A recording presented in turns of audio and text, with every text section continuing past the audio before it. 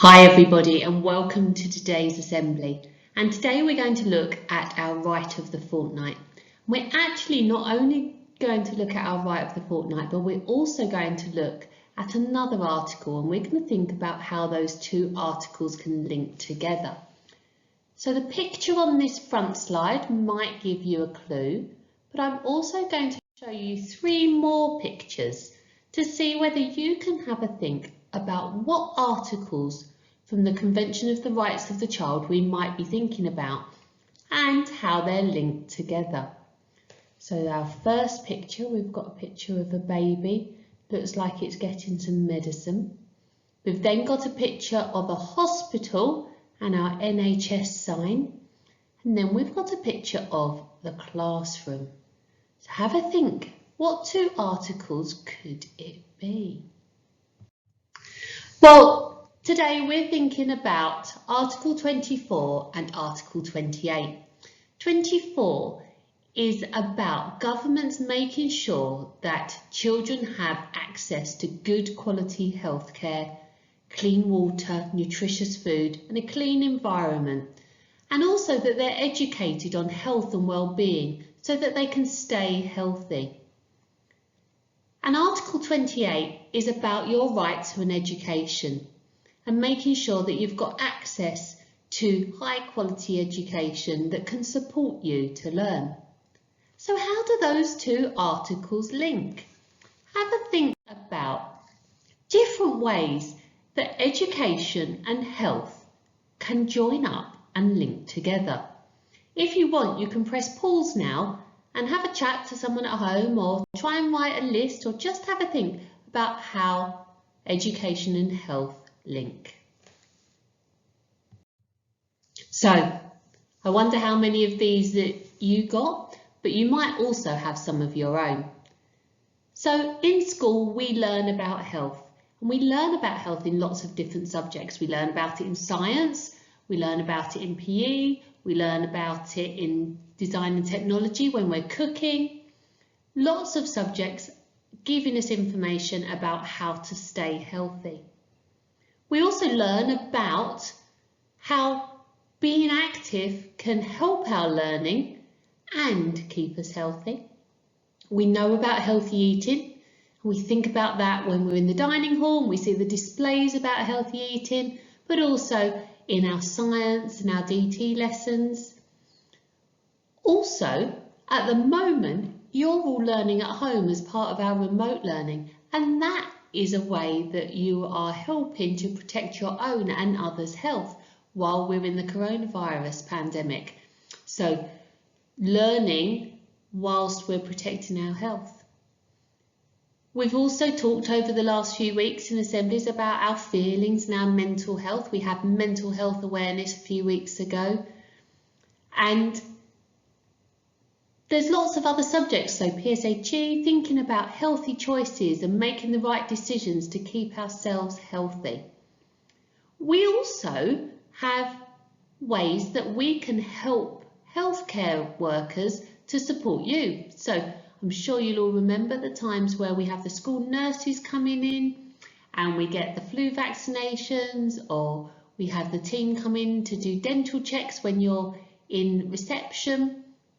So we try and support other professionals to make sure that you stay healthy as well.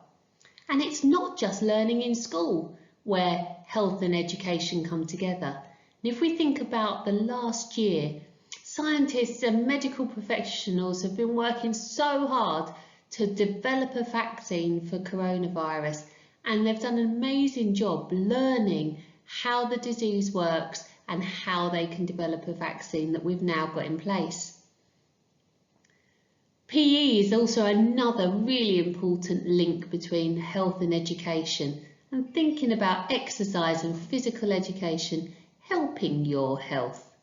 As I said, I'm sure you came up with some great ideas as well.